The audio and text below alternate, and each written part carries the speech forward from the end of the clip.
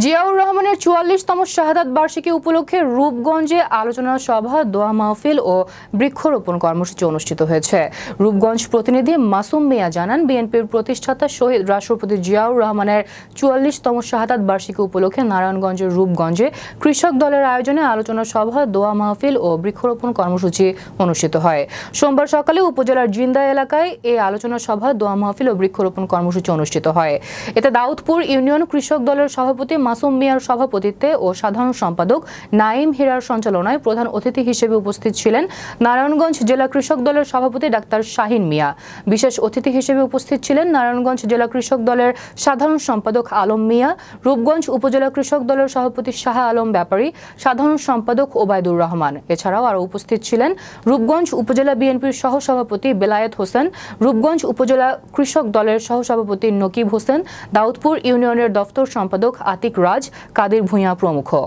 আমার অনুরোধ থাকবো, এই বৃক্ষ আমরা শুধু লাগিয়ে যাব না, এই বৃক্ষ লাগাইলেই শেষ না, এই বৃক্ষর একটা পরিচর্যা আছে।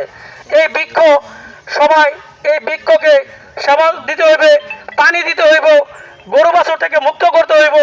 এরপরে এই বৃক্ষ একদিন চারা বৃক্ষরোপণ যেই কর্মসূচি আমাদের রূপগঞ্জ থানাধীন দাউদপুর ইউনিয়ন থেকে আমরা এটা আজকে শুভ উদ্বোধন করলাম।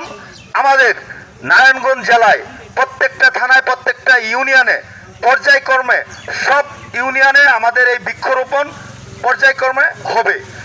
এবং পাশাপাশি বলতে চাই, শহীদ প্রেসিডেন্ট জিয়াউর রহমান উনি ক্ষমতা থাকাকালীন যে 4 বছর সময় পেয়েছেন, এই 4 বছরের মধ্যে উনি বাংলাদেশের প্রত্যেকটা প্রত্যন্ত অঞ্চলে উনি গিয়েছেন এবং ওনার বিএনপি, সেই বিএনপির প্রতিনিধি এবং বিএনপির অভিভাবক আজকে আমাদের জনাব তারেক রহমান, যার নেতৃত্বে আজকে সারা বাংলাদেশে 31 দফার মাধ্যমে আজকে আমরা এই মানুষের দ্বার প্রান্তে এসে মানুষের ভাগ্য পরিবর্তনের জন্য এবং বাংলাদেশকে নতুন করে রাষ্ট্র কাঠামো গঠনের জন্য যে উদ্যোগ, সেটাও এই কৃষক এই আজকে